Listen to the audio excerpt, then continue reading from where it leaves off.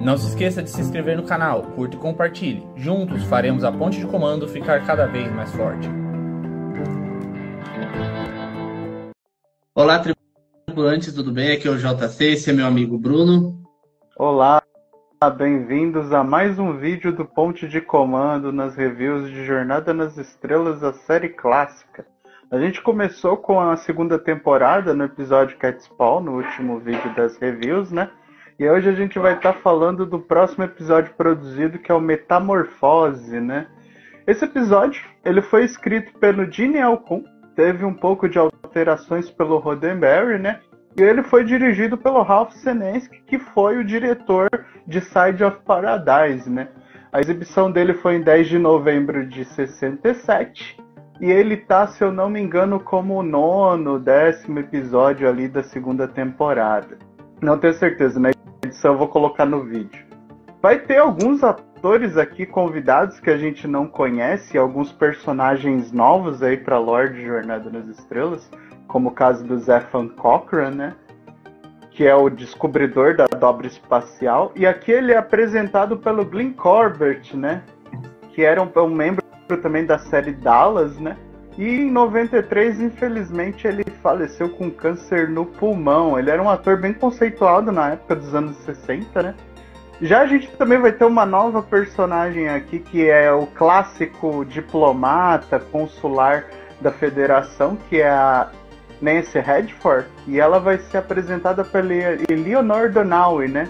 E ela fazia algumas séries, né, também durante os anos 60 e fez também alguns filmes, né, como Papai Sabe Tudo nos anos 90 e também participou da série Friends. Já a voz da companheira, né, que é a personagem aqui que vai dar toda a trama da história, né, ela é representada pela voz da Elizabeth Rogers. E ela vai aparecer, a Elizabeth, num outro episódio aqui, que é o Doomsday Machine. Só que aí já não é só a voz, é ela em carne e osso.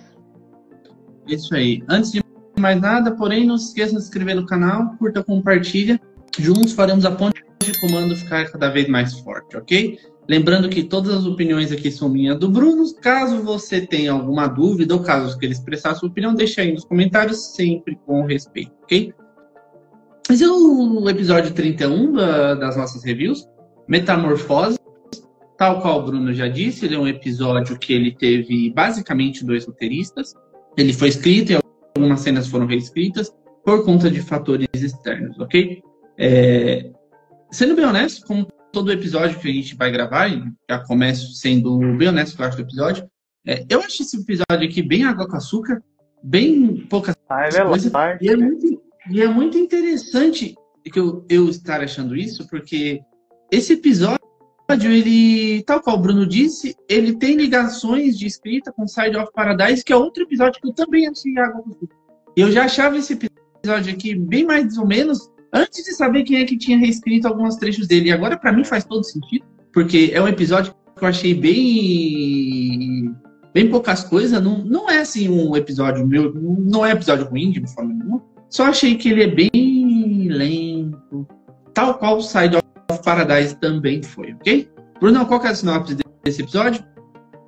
Bom, esse episódio ele começa com a famosa nave auxiliar da Enterprise, a Galileu 7, né, mais uma vez, né? Ela já apareceu em 2 episódios, que é o Corte Marcial e o episódio Galileu 7 mesmo, né, do primeiro comando. E aqui a gente tem o Spock, o Kirk e o McCoy resgatando uma diplomata que estava tendo uma missão numa guerra, num planeta, se não me engano, é Canaris, né? E ela contraiu uma doença porque ela não se vacinou dessa doença, né? Ela até reclama pro McCoy que a culpa era do corpo médico da Frota Estelar, e aí o McCoy ainda devolve falando que a chance era tão mínima que eles não se preocupavam em se proteger tanto assim. O que eu acho estranho para o século 23. Poxa, você sabe que tem uma doença no planeta, independente dela ser contagiosa num nível alto ou baixo, você tem que se proteger. Mas enfim, a história começa quando eles, a caminho da Enterprise para tratar dessa diplomata, eles encontram uma forma de vida de pura energia. E essa forma de vida leva eles para um planeta, né? E lá eles vão encontrar um náufrago espacial. Não sei nem se o termo correto seria esse, né? Que náufrago tá ligado a alguma coisa de navio. Mas é uma pessoa que ficou encalhada nesse planeta. E a gente vai descobrir que é o Zefan Cochrane, né? Que é o criador do motor de dobra na lore de Jornada. Né? Essa é a primeira vez que ele aparece, né, nessa história. E a gente vai conhecer um pouco sobre o passado e a vida dele nesse planeta também. Bom, começando, tal qual o Brunão já falou, tem essa moça que, a princípio, eu achei que ela estivesse sendo só chata mesmo. Eu achei que fosse só bem um estereótipo de mocinha pra ser Cliff Girl e reclamar e depois ter um final poético. Ela tá bem mas a intensa, realidade é que né? tal qual... Ela tá desesperada. Mas a realidade é que, tal qual o Brunão falou, o erro não foi dela, de forma nenhuma. O erro foi da federação, e aqui eu acho que tanto eu, quanto o Brunão, quanto você, vai concordar com isso, que você mandar alguém para uma missão num planeta que tem uma doença e você não vacinar a pessoa, por mais baixo que seja o índice, é um tanto quanto risório, né? Assim, prudente. É o espaço, né? Não é como se você estivesse mandando a pessoa para a cidade vizinha. Mesmo que fosse, tipo, se existe qualquer risco de contaminação, mas aí entra uma coisa que eu acho que eu já tinha comentado lá em O Senhor de Gotos, na primeira temporada, que a federação ela não é isenta de falhas, né? Apesar do Roddenberry tentar mostrar a federação e a humanidade como muito evoluídos, eles não são isentos de falhas. Eles erram como qualquer outra pessoa. Se lá em O Senhor de Gotos a federação chegou tarde demais, aqui a federação acho que foi um pouco omissa com a coitada da moça, e ela tá estressada, é completamente entendível. É a saúde dela, né? Ela fez um trabalho para a federação e a federação não sabe o que fazer com ela agora. E agora, para piorar, né, eles estão presos por essa forma de vida, né, que a gente vai descobrir que é a companheira. E quando ela vai carregando a nave auxiliar, a Redford ela ainda grita com o quê? Que eu exijo que você me leve para a nave. E aí o que fala assim? Não tenho o que fazer. Né? Não tem o que fazer. Eu gosto de sentar e esperar pra gente descer onde ela levar a gente. Foi a primeira vez que eu vi o Kirk se render rápido, eu acho. Ele e o Spock tentaram tudo que podia na nave auxiliar pra fugir dessa criatura, mas eles não conseguiram, né? Mas assim, quando chega lá embaixo, eu percebi uma coisa que eu queria até comentar, é que independente da versão remasterizada ou da versão original, esse episódio ele tem um cuidado com o cenário que, por mais que fosse filmado numa área fechada, que é o set de gravação de Jornada, foi muito bem feito. Foi muito bem feito. As pedras, as árvores, as nuvens, né, tem a casa do Cochrane, foi tudo muito bem trabalhado. Eu achei que esse episódio, assim, nesse quesito visual, tá tão bom quanto o último da primeira temporada lá, que foi a Operação Aniquilar. Bom, dando continuidade, eles aterrissam num planetóide bem pequeno, e enquanto eles estão tentando descobrir para onde a força levou eles, vem um cara correndo e fala que o nome dele é Cochrane. Aqui não é a coisa mais estranha que já aconteceu com a Enterprise. Enterprise já passou por situações mais esquisitas. Contudo, eu acho que o roteiro pesou muito aqui para querer dar um ar de mistério para uma coisa que era tão óbvia. Não sei se o Brunão vai concordar comigo. Você que está assistindo Jornadas, provavelmente, se não for um fã assíduo de Jornadas, não vai pegar a referência. Porém, como dentro da história, eles deveriam ter pegado a referência. Zefran Cochrane, ou simplesmente Cochrane, é o cara que inventou a dobra espacial. Então ele é o cara que inventou o motor que faz as naves viajarem sob luz. Ele é simplesmente a pessoa mais importante da história da Federação. A Federação só existe. Ele existe tipo Thomas Edison, o Albert Einstein. Ele é o Einstein. Ele é basicamente o Einstein do tempo deles. Sabe? Tipo, a Federação e tudo que eles têm só existe graças ao trabalho do Cochrane. Eu, na verdade... E os caras esqueceram. Eu comprei essa ideia. Não, eu comprei essa ideia. Não é que eles esqueceram. Pelo menos assim, quando o Kirk pergunta o nome dele da primeira vez, ele... Dá pra perceber... Quando ele fala pro Spock mostrar para ele o motor da nave, ele, o McCoy, fala: esse cara tem algo familiar. Só que assim, na cabeça deles, o Cochrane estava morto. Esse daí provavelmente é um parente. Então, só que assim, o problema foi o rosto, a cara. E quando o Kirk pergunta, não, eu tenho que perguntar o nome dele. Qual que é o seu primeiro nome? Aí ele fala Zefran. Aí é que o Kirk vai confirmar a ideia dele. Então assim, não é que ele não sabia ou esqueceu, mas é que ele não estava acreditando no que ele estava achando. Seria igual a gente encontrar... A gente tá num navio, chega numa ilha, aí chega um cara falando que o nome dele é Albert. Aí o cara tem um cabelinho, bigode branco, e você fala, seu segundo nome é Einstein? É tipo isso. Você não iria imaginar que é o Einstein. Mesma coisa. Eu até entendo o fato deles não associarem ele à persona por conta da aparência. Agora, o Spock não fazer nenhuma assimilação entre os dois, porque tudo bem, o Kirk e o McCoy, ok. Só, né? Mas agora o Spock não faz nenhuma assimilação. E Cochrane não é um nome tão comum assim, mesmo pro tempo de jornada. Lembrando que a gente tem mais de 3 séries de jornada, tem 4, 5 séries de jornadas, e a gente só conhece um Cochrane. Pelo menos até onde eu me lembro. Diga aí nos comentários se existe um outro Cochrane, mas a gente só até hoje viu um. Na telinha só. Então, assim, eu achei bizarro, mas tudo bem. Dando continuidade, bom, o Cochrane, eles questionam o Cochrane, ele é até meio invasivo, mas o pessoal pergunta para ele como é que ele tá ali há tanto tempo e não envelheceu e tá vivendo ali. E ele fala que quem tá sustentando a vida dele é uma entidade conhecida como O Companheiro, que provavelmente é a mesma entidade que trouxe essa rapaziada de nave até ali. Só que é só isso que ele fala. Ele é extremamente invasivo com as perguntas, ele não tenta dar mais respostas do que as perguntas que eles fazem. Bruno, o que você achou desse começo? Eu achei que assim, o episódio ele anda com o drama da Redford, né? E quando eles chegam na casa do Cochrane, ela começa a piorar, né? Eu achei que assim, esse peso de ter uma vítima de uma doença fatal em cima do Kirk, eu acho que é uma carga de drama legal para essa história. Porque se não tivesse isso, a história iria ser muito açúcar e pouca água, como você colocou mais cedo. Mas assim, o Cochrane ele tá evasivo porque na visão dele, até esse ponto da história, ele é um prisioneiro, ele é um pet. Eu fui capturado por um ser poderoso e ele me trata como se eu fosse um zoológico e eu sou o animal do zoológico dele. É um pouco parecido com o que aconteceu com o Pike e os Talosianos. Só que assim, a gente vai perceber que o Cochrane ele fala que ele estava sozinho, né? E, 150 anos na prisão domiciliar, sem lugar nenhum para ir, ninguém para interagir. E aí entra um ponto que eu queria comentar, que eu não achei isso em alguns lugares na minha pesquisa, mas eu percebi. Essa história, ela tem um pouco de influência em uma história que a gente encontra no livro de Gênesis, né?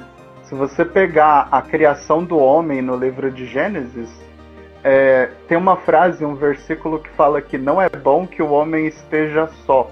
E a companheira vai nessa mesma linha de raciocínio. Por isso que ela pega o Kirk e a galera da nave auxiliar. Então, assim, é muito triste. E ele não quer falar pra eles, vocês estão aqui por minha culpa, né? Não é que é culpa dele, foi ela que trouxe, mas foi por conta do que ele sentiu que eles se ferraram, entendeu? E quando chega nessa hora da revelação, a Redford, ela arrebenta emocionalmente. Já tá com febre, doente, com dor, calor, suando frio. Aí ela fala, meu Deus, eu não sou um rato de laboratório, né? Ela fala, isso é desumano, né? Então, assim, a visão deles não era que eles estavam sendo cuidados. A visão é que eles estavam sendo encarcerados e usados, vilipendiados, né? E não deixa de ser verdade. Bom, enquanto eles tentam tirar alguma informação do Cochrane e a moça está morrendo de febre, o Spock tenta consertar a nave auxiliar para eles conseguirem meter o pé daí. O lance é que a entidade finalmente se revela, sendo um amontoado de luz em forma humanoide, e ela detona com o Spock e o impede de consertar a nave auxiliar. Eu achei isso aqui bem... achei interessante, achei bem ficção científica mesmo. A aparência do bicho. Apesar de, como eu falo, eu sempre gostar de atores vestidos em fantasias, gritando por aí, fingindo ser monstros, porque eu acho isso daí bem interessante. Eu acho Bem Scooby-Doo. acho bem Scooby-Doo. Essa parte aqui, eu achei o design do monstro ok. E ele serve como base para a impressão que o Cochrane vai ter depois. O que você achou do visual desse bicho, Bruno? O companheiro, a companheira é totalmente diferente de tudo que a gente viu, né? No seriado até aqui, né? Vai ter outros momentos que vão surgir seres também de energia, nuvens de gás, enfim, isso vai aparecer tanto na série animada, na nova geração, mas aqui é a primeira vez que a gente vê esse tipo de opção, né? Um ser totalmente disforme, né? E, assim, as cores, as luzes, independente de ser algo datado, eu gostei. Eu achei, assim, que combina. Como eu falei, esse episódio ele teve um cuidado visual e produtivo muito grande, né? Mas assim, o Spock ele toma o choque, né? E aí eles dão falta dele, o McCoy vai atrás dele lá. E aí o Spock ele tem uma visão das coisas diferente. Ele tomou um choque de vários volts. Ele fala: "Nossa, eu tive uma experiência incrível." Aí eu falei: "Meu Deus, cara, o cara quase morreu." E aí eu achei mais legal ainda que tem aquela coisa do McCoy falar que ele não é um médico, que ele não é um engenheiro, que ele não é um físico. Ele sempre fala isso. E aí nesse ele fala: "Ó, eu não sou cientista nem físico, mas tudo que tem eletricidade pode ter um curto-circuito, né?"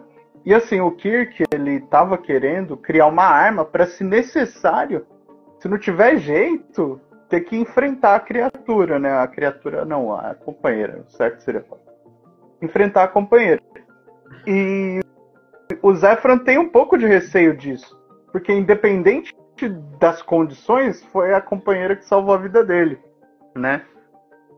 Então, assim, para eles, mesmo para o Zefran, que é um cara do século XXI, matar alguém gratuitamente é um negócio difícil, né? Eu, por exemplo, jamais teria esse tipo de opção na minha cabeça. O que tem, porque ele é um soldado, né? E ele tem o dever de levar a Redford de volta para ela ser curada. Então, assim, não tem opção. Eles têm que ter uma arma se caso eles não conseguissem se comunicar.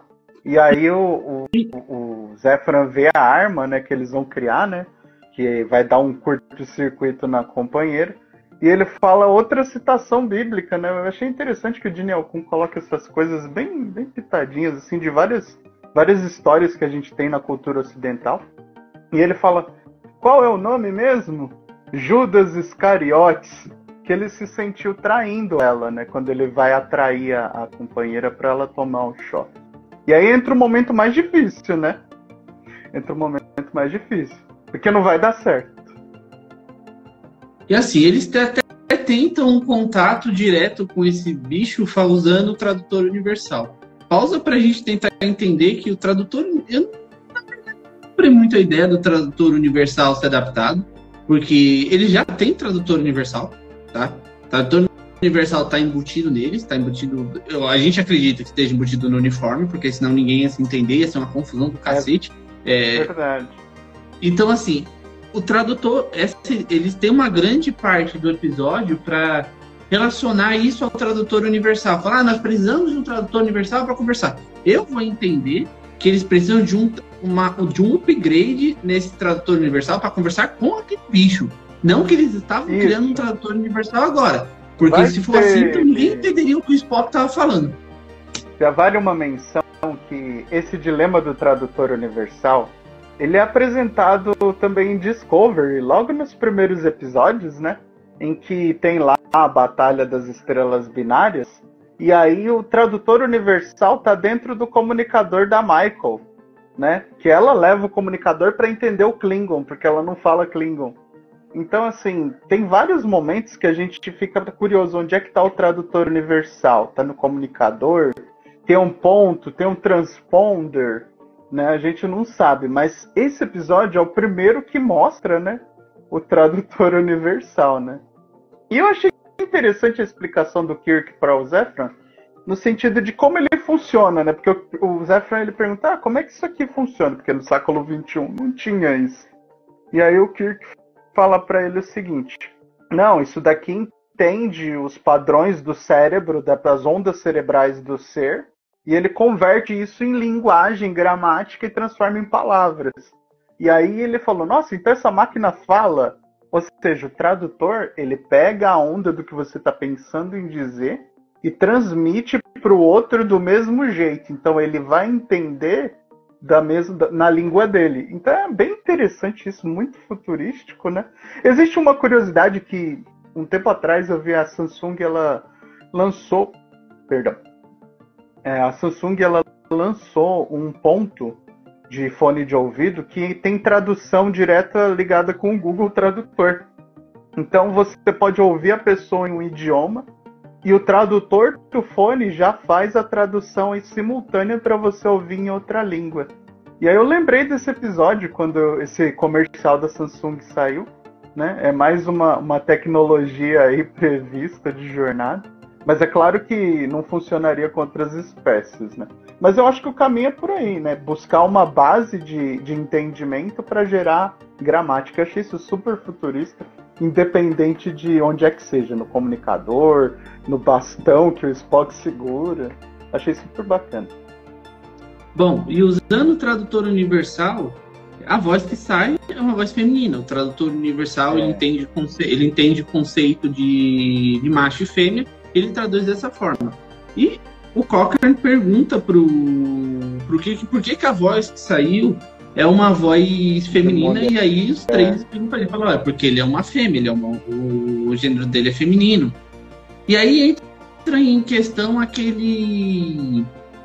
Entra assim o que eu acho que esse episódio ele pesa um pouco demais, que é não a relação entre o Cochrane e o companheiro, mas a forma como isso é abordado. A gente teve lá em Side of Paradise aquele romance água com açúcar do Spock com aquela menina loira. Exatamente, com a Leila. Aqui a gente vai ter o romance do Cochrane com essa entidade. E aí o que já me dá um insight de que esse diretor, ele é mais um diretor de romance, de filmes de romance, do que um diretor de ficção científica. Que o ramo dele talvez seja voltado para o romance, porque em ambas as histórias é isso que ele tentou construir. E talvez se na mão de alguém que fizesse mais ficção científica, não ficasse tão água com açúcar assim. Talvez ficasse uma coisa diferente, talvez ficasse uma coisa mais ficção científica mesmo. Mas aqui não, aqui o arco do Cochrane, ele é inteiramente voltado e até um pouco cansativo, até certo momento, que ele, a partir do momento que você entende que existe um sentimento pelo alienígena por ele, demora até um bocadinho, viu, para eles resolverem isso. Eu achei que, dado o momento em que ele descobre o sentimento do bicho, o episódio ainda vai se estender um bocado, e aí isso me cansou um pouquinho. Brunão, o que você achou de todo esse conflito? Eu achei a escolha excelente, porque assim, século XX, cara, até hoje, 2025, gravando esse vídeo contigo, as pessoas têm dificuldade em entender que o amor, ele às vezes tem formas diferentes de ser expressado, né? Não existe um padrão. E essa história, ela mostra um amor transcendental, porque assim, o Cochrane, ele não pode tocar a companheira e vice-versa. No entanto, ela foca toda a existência dela a partir do momento que ela encontra o Cochrane e cuida dele diariamente, está tentando sempre tornar a vida dele um pouco melhor nas condições que ela pode oferecer no mundo dela. Então, assim, é uma história que tem romance? Sim. É um pouco água com açúcar? Sim. A parte do passeio. Vão lá passear, vai ter isso no final da história. Então, assim, mas é legal colocar esse tipo de visão, porque às vezes as pessoas pensam que amor está ligado somente à sexualidade, ao interesse instintivo. Então eu gostei. E fora que, assim, é um alienígena. A gente só tem o Spock na história de Jornada até esse episódio como um filho híbrido, né, de uma humana e um vulcano, né? Já que não, a gente tem um relacionamento entre um humano e um alienígena que é é disforme, né? Então é super, super interessante essa escolha. Eu achei isso legal. Sim. Bom, o Brunão gostou mais do que eu dessa parte. Eu achei que foi longo demais. Acho assim, não é uma coisa muito, sei lá, achei bem estranho, assim. Principalmente porque o Cocker se mostrou um belo de um babaca, mas a gente vai entender mais sobre ele isso. reagiu de uma forma... esse é o senso de moralidade do futuro. Na verdade, o que ele tá falando aí é o que nós somos, no modo geral, né? Infelizmente, o mundo hoje, no século XXI, o ser humano é muito preconceituoso, né? É muito preconceituoso. Então, assim, ter essas escolhas, esses debates tão estranhos, é legal porque eles fazem pensar na nossa realidade. É aquilo que eu falei, se você assiste Jornada só olhando para a história dentro dela, você vai ver uma história fraca. Mas se você parar para pesar o que acontece ali com o que você enxerga fora, aí você vai ver que tem coisas ali que são super válidas. De qualquer forma, quando a Trindade explica para ele que esse bicho tá cuidando dele porque esse bicho tá apaixonado, nossa, mas ele vira do avesso. Ele fala, não, isso não é, isso é imoral. O que aconteceu com a humanidade? Só faltou ele falar que o bicho violou ele. Eu não duvidaria nada que ele falasse isso aí também. É que a Desiluno jamais iria colocar um homem falando isso naquela época. Mas ficou óbvio que esse foi o pensamento dele. E aí vocês vão ver lá atrás que isso aí é pura loucura da cabeça dele, porque vamos lá, tudo bem o bicho manter ele vivo, tudo bem o bicho dar comida, dar ar, dar tudo o que ele quer. Agora, o bicho se apaixonar por ele não pode. Aí é imoral. Manter ele vivo durante 150 anos, jovem, viril, tudo bem, não tem problema, ele é meu amigo. Ele não percebeu a princípio, né? E assim, olha que interessante, o Spock, o McCoy e o Kirk não entendem essa reação dele, porque eles já estão um pouco mais evoluídos nessa questão, né? O mundo lá fora de Jornada é várias espécies se interagindo, né? Criando histórias juntas, né? Então não faz sentido nenhum para eles, né? O Kirk é o último que poderia falar qualquer coisa ali, né? Porque, convenhamos, se mexer pode ser até verde dele, meu parceiro. Pode ser até verde que ele pode ser verde, pode ser azul, pode ter antena, pode ter asa, não corpóreo. Se moveu perto do Kirk, você já sabe, né? Cuidado. Bom, voltando ao episódio, o Cochrane, ele acha que é uma baixaria ele se envolver com alienígena, com alienígena não corpóreo. Deixa aqui sua opinião sobre isso, se você concorda com ele ou se você não concorda. Eu acho que considerar uma baixaria demais, porém eu acho que você tem o direito a pensar se isso é bom para você ou não. Apesar do que a gente está brincando aqui, pense pelo lado do Cochrane. É uma criatura que ele não sabe absolutamente nada. E apesar da gente estar acostumado com o Kirk tá sempre saindo com as mulheres de cada planeta que ele pousa, uma hora isso tinha que ser levantado tal argumento, se como a sociedade alienígena encara isso. O Cochrane, ele talvez esteja atrasado 150 anos mediante os costumes que existem na Federação. Eu concordo. Mas a visão dele é igual à nossa, né? Mas isso não deixa de ser um belo de um questionamento. Isso não deixa de ser um belo de um questionamento. Até que ponto a humanidade evoluiu para entender como uma relação dessas funciona? Uma coisa é você se relacionar com Klingon, outra coisa é você se relacionar com Trio, com Bajoriano. Eles são criaturas de forma física, eles são criaturas de forma palpável, eles são criaturas que têm o mesmo método de pensamento que a gente.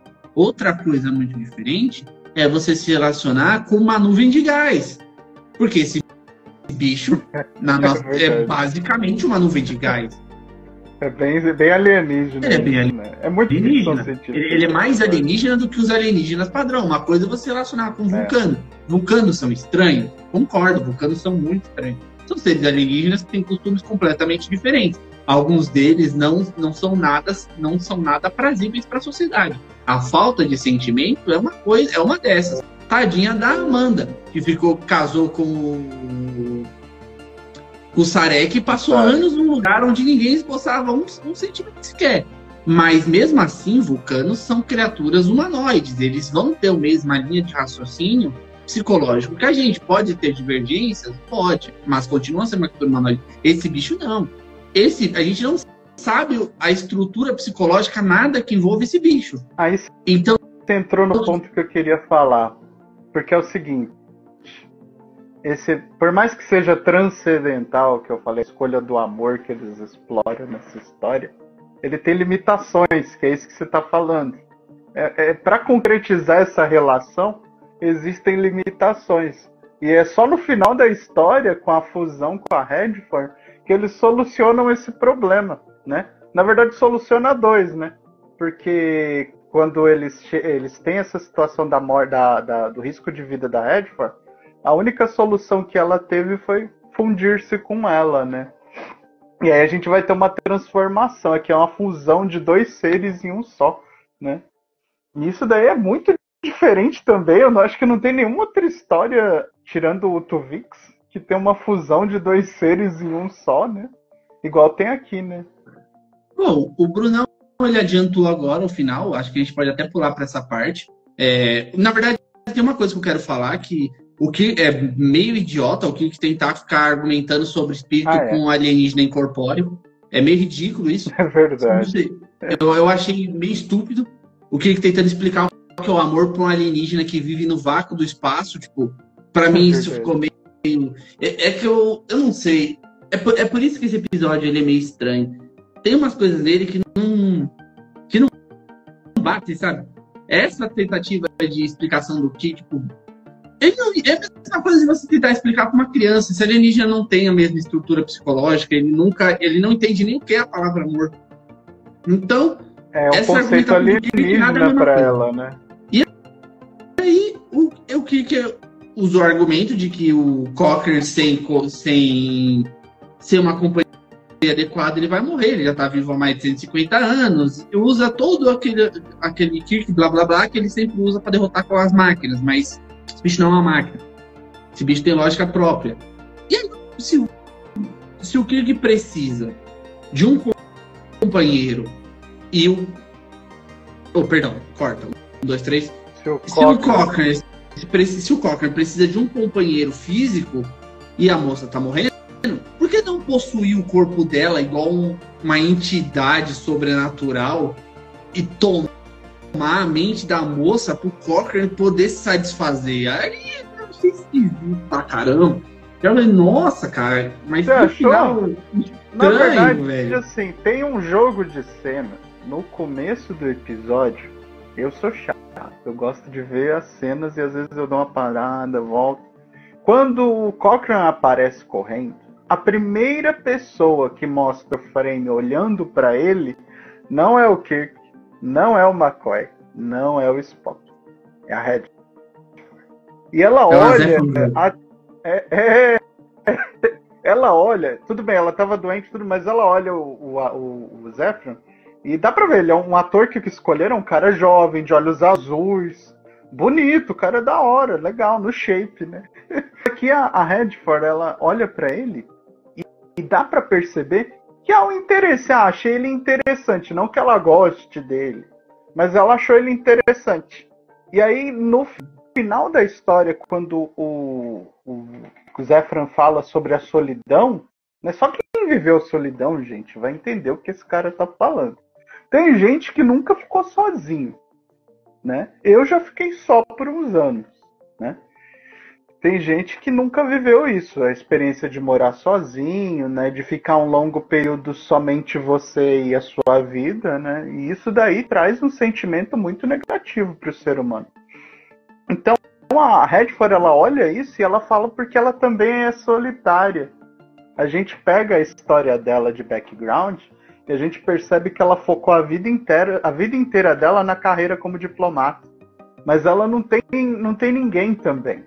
e ela vai morrer. E aí ela fala durante o final: poxa, esse cara tá fugindo do amor, eu nunca tive isso, como é que ele pode fugir de ter alguém que quer viver a vida inteira com ele, né? Ela queria ter isso. E aí a companheira vê tudo isso, ó, se eu me unir a ela, eu vou estar com ele, ela vai estar com ele, ela vai ser salva e ele também, porque senão ele ia cessar de existir. E aí o episódio acaba. Mas assim, parece uma coisa meio clichê? Parece, mas eu não acho. Eu acho que é uma boa história, E não tem vilão. JC, eu gosto de história que não tem vilão. Aqui todo mundo é vítima. Eu achei bizarro. E assim, honesto, foi a primeira vez que eu vi o Kirk segurando vela. Aí ele falou: vamos lá, a gente tem mais coisa pra fazer aqui. O Kirk já tava doido de segurar a vela. Foi a primeira vez que eu vi o Kirk segurando vela. Eu achei isso super engraçado. É que nem eu falei lá no começo do vídeo, eu acho que o diretor envolvido aqui, ele tem mais uma pegada de romance do que de ficção científica. A gente viu isso lá com Inside of Paradise. E aí, tal qual Inside of Paradise, eu vou continuar com a minha opinião de que essa foi uma historinha bem água com açúcar. Foi bem, sabe, aquela história morna. Ai, mas ela me ama, mas eu não posso estar com ela porque ela é uma entidade. Então, eu tenho meus preconceitos. Isso aí é que fica na minha cabeça, porque assim, a entidade consegue viajar no espaço, né? Igual a Enterprise, em velocidade de dobra. Ela tem a capacidade de criar um campo amortecedor para as naves não sair, né? Ela manipula matéria, ela cria atmosfera, ela tem várias capacidades, mas ela não consegue ficar muito tempo longe do planeta, né? Foi uma explicação que, poxa, é aquela coisa, nem tudo que você quer você vai ter, né? Imagina como é que seria criar o resto da série com o Zefan Cochrane voltando para a Federação, né? Ia ser bem mais difícil criar uma linha de história nesse sentido. Ia pedir continuidade, coisa que Star Trek na série clássica não tem muita, tem poucas continuidades, né? Eles sempre tentam resolver a história na semana, e aqui eles resolvem na semana mesmo, ó. Eu vou ficar com você, Kirk, não fala pra ninguém que eu tô aqui. Claro que o Kirk, obviamente, vai falar pro comando da frota que ele tá lá, né? Obviamente. Mas eu acho que a Frota Estelar entende o silêncio que ele quer e respeita isso. Mas eu não acredito que o Kirk não registrou isso no diário. Ele teria que registrar, porque a guerra em Canárias estava acontecendo. E como é que ele ia explicar a morte da Redford? Então ele tinha que falar.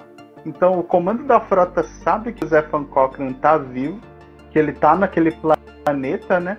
Mas eles respeitam a vontade dele, né? Até porque, pô, a Frota Estelar não seria nada se não fosse o Cochrane, né? A gente vai ter esse pano de fundo... eles vão morrer. Mas a gente vai ter o pano de fundo do Cochrane no filme Jornada nas Estrelas, o Primeiro Contato, né? Inclusive, essa semana em que a gente tá gravando, né? Foi a semana do dia do primeiro contato, né? Eu achei até interessante essa coincidência, né? E o Zefan Cochrane aí é essa figura marcante. Nesse episódio do Metamorfose, a gente viu as reações mulherengas dele, né? Logo no começo. Nossa, que mulher linda! Um colírio para os olhos, alimento para um faminto. E aí a gente vai descobrir no filme do Primeiro Contato que o Zefan Cochrane, ele era um galinhão, né? Que ele queria ter dinheiro com motor de dobra para comprar uma ilha cheia de mulher. Então, assim, fora que ele era um beberrão, né? É engraçado, né? Esses 150 anos, acho que eles moldaram bem pouco, mas um pouco, a personalidade desse personagem, né? E a história acaba assim, né? É isso aí. Bom, minha opinião já tá dada, né? Achei que não é um episódio ruim, é um episódio interessante. O problema é que não é um episódio mais interessante, né? A gente tem outros episódios muito melhores que esse. De novo, normal. achei que é um episódio bem água com açúcar, bem. Não é lá essas coisas, tipo, é pra você se divertir. Se você gostar de romance, de drama romântico, você vai adorar esse episódio aqui. Vai ser um pratinho pra você. Igual Side of Paradise também foi. Mas fora isso, eu achei no episódio bem de boa. Bruno, qual que é a sua opinião final sobre esse episódio? Sua nota?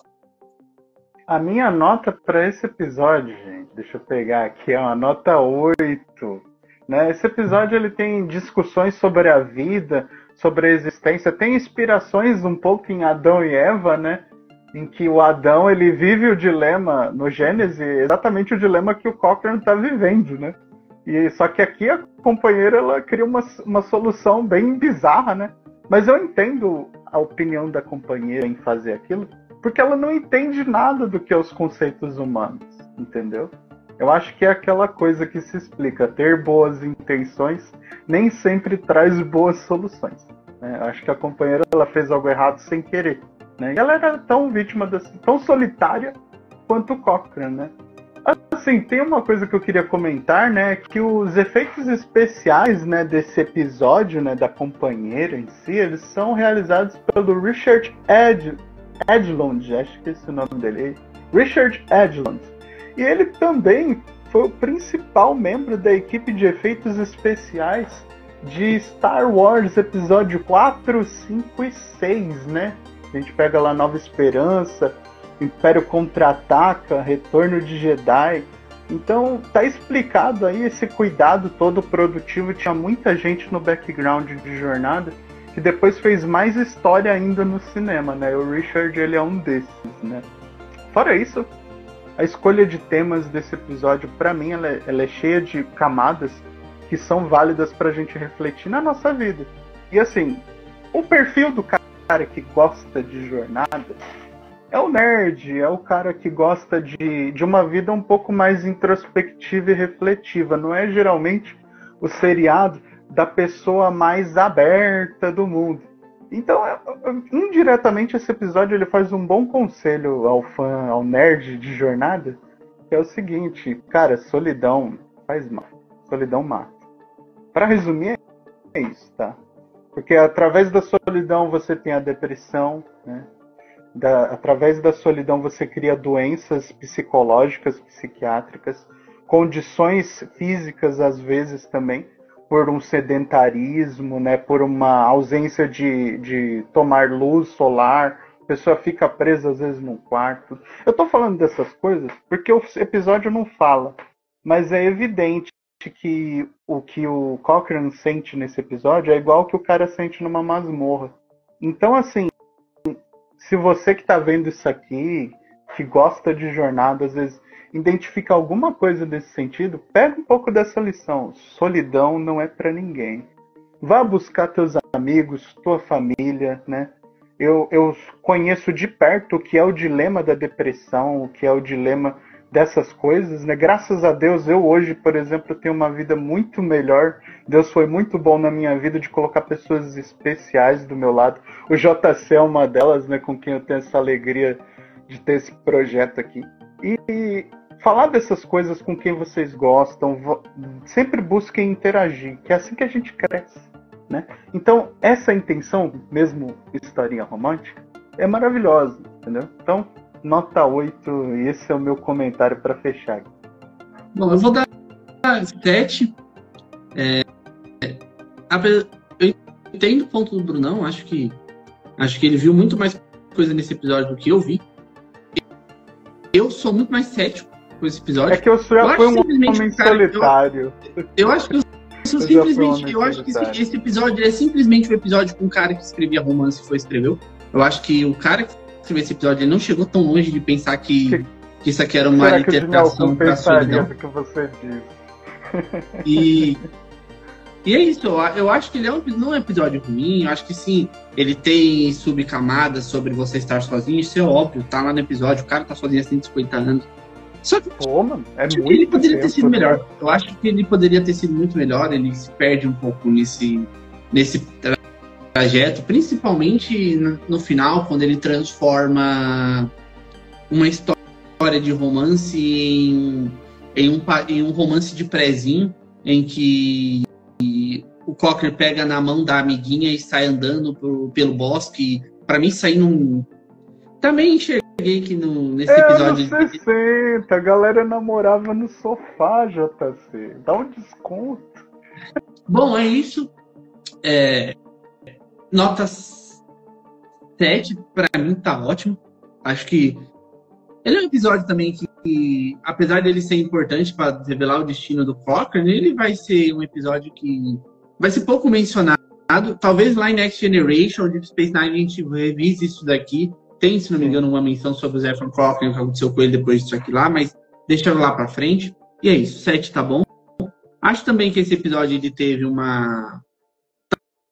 Tal qual o outro, Side of Paradise, ele tem meio que uma camada bíblica. Talvez o diretor fosse realmente um cara que... Há influências da história do fosse muito influenciado, porque certeza. lá em Side of Paradise a gente tem uma referência óbvia ao Jardim do Éden, aqui a gente tem uma referência óbvia a outras citações bíblicas, mas... Ao dilema do Adão. E do Judas também, como de novo, a gente voltou pro Jardim do Éden outra vez, a gente continuou no Jardim do Éden. Só que nesse caso o homem não saiu do paraíso, né? Exatamente, o homem não saiu do paraíso. Mas é isso. Mais detalhes adicionais sobre o episódio, vão lá e assistam, porque vocês com certeza vão gostar do episódio de Jornadas. Deixa a sua opinião a respeito disso, ok? Eu tenho um. Esse episódio, ele tem uma cena que a gente não comentou aqui, que é quando o Kirk, ele fala pra ele que eles já estão em 1000 mundos, né? E que eles estão expandindo e mapeando. Então, assim, foi a primeira vez no episódio de Jornada em que alguém, num diálogo, fala como é a Federação e como é a missão que a Enterprise faz, né? Que a gente tem isso de forma muito subjetiva, né, na série clássica. A gente vai ver mais desse pano de fundo dos filmes da série clássica para a nova geração. Antes disso, a gente tem uma visão meio só Enterprise, né? A gente imagina uma viagem só da Enterprise. Mas o Kirk, ele deixa claro que a Federação é muito grande, que a humanidade expandiu muito. E isso é um detalhe, assim, uma pitadinha assim, que eu achei legal também, que merecia ser mencionado aqui, que esse episódio ele tem esse pano de como é o mundo da humanidade na época do Kirk e da tripulação. Essa interação do Kirk com ele me passa a impressão que o Kirk é a serpente no paraíso. Tá tentando convencer ele a sair porque o mundo lá fora é melhor. Você reparou que há sempre uma referência disso, de que o ser humano não é feito para o paraíso? O Kirk, quando ele argumenta com a companheira, ele fala que a gente só continuar, que a gente ter uma vida eterna não basta. Que se a gente não tiver os desafios, a gente enfraquece e morre. Então, de novo, a ideia de jogar serpentes no paraíso, né? Eu nunca tinha parado para analisar isso até fazer essas reviews com você. Mas sempre eles jogam esse pensamento de que a humanidade não é feita para uma vida perfeita. Ela é feita para uma vida de desafios. Uma coisa que a gente viu, que eu comecei a ver nesse episódio, que eu assistindo outros episódios mais pra frente, percebi que se torna mais frequente, é que o Kirk tá começando aos poucos a tratar a tripulação dele como se fosse um pedaço de lixo, porque às vezes em situações ele perde completamente o decoro e ele fala umas coisas que se ele não fosse da frota, provavelmente faria ele ter um motim. Nesse episódio ele manda, se eu não me engano, ele manda o Spock se virar para arrumar o tradutor. Esse problema é seu. Exato. O problema é seu. No próximo episódio, vai ter um episódio pra frente que ele vai gritar com o Spock da mesma forma, exigindo que o Spock tenha respostas, porque o Spock é um oficial de ciências e o Spock tem que ter respostas o tempo todo. No episódio da Serpente no Paraíso, ele vai falar pro Scott que se o Scott não puder resolver, o Scott está demitido. Ou seja, o Kirk tá começando aos poucos a se tornar cada vez mais babaca. E aí a gente vai conversar mais sobre isso conforme os episódios forem passando, sobre se isso era uma incorporação pro personagem, ou se isso aí era o próprio ator, ou se era o próprio ator que estava começando a ficar um pouco de saco cheio e tá incorporando coisas no seu personagem, porque a gente vai começar a perceber também que vão começar a surgir destaques destaques maiores para outros personagens. E a gente, como fã, sabe que o William Shatner não era tão fã assim de dividir o destaque, ok? Mas isso vai ficar lá para frente, esse vídeo já está bastante longo, não vamos discutir sobre isso agora. Bom, Brunão deu 8, eu dei 7. Brunão, considerações finais? Aguardem o próximo episódio. Eu queria deixar um recado aqui para vocês que assistem a gente sempre. Galera, a gente tem tido excelentes recepções, tanto do engajamento de vocês. Eu sei que a maioria dos que estão inscritos aqui param para ver o vídeo de forma completa, às vezes. Eu sei que às vezes não dá tempo, né? Se assistir uma review de jornada é longo, né? Mas eu sei que tem uma galera aqui que sempre assiste. E até quem não consegue, a gente também agradece ao que vocês podem fazer assistindo a gente aqui. Mas eu peço, deixem o like de vocês, porque como é que funciona? Se o YouTube ele vê que o vídeo ele tem um like, ele manda ele mais para 5, 10 pessoas, né? Geralmente é por aí. Às vezes até mais se vocês tiverem um engajamento grande. Então assim, se vocês quiserem que o nosso projeto aqui, falando sempre de jornada e dessas curiosidades de background para vocês, aperta o dedo no like, tá? Se vocês gostaram, aperta o dedo no like, tá? Porque isso é o que faz com que a gente continue a fazer isso aqui para vocês. É muito importante. Então, e além disso, eu agradeço aqui, porque a gente tem uma tripulação aqui muito competente. Tem a galera também lá no Telegram, que sempre, quase todo dia, a gente está discutindo algum assunto diferente, né? A gente falou um pouco lá sobre o dia do primeiro contato, né, esses tempos.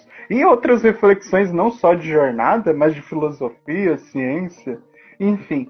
A gente deixa aí o link do Telegram, para caso vocês queiram bater um papo direto com a gente, com a nossa comunidade, também no primeiro comentário fixado. Eu agradeço a todos que chegaram aqui e desejo uma vida muito longa e muito próspera. Bom, galera, é isso aí. Agradeço a todo mundo que chegou até aqui. Curta, comente e compartilha. Deixa aí embaixo suas impressões sobre o episódio. Qual outro episódio você quer ver aqui no canal? Curtam todas as outras playlists que a gente tem. A gente tem uma playlist de ficção científica agora, que a gente está fazendo a nossa fanfic de Jornada nas Estrelas. A gente tem sobre raças, enfim. É isso. Foi um prazer. Até o próximo episódio. Kaplar.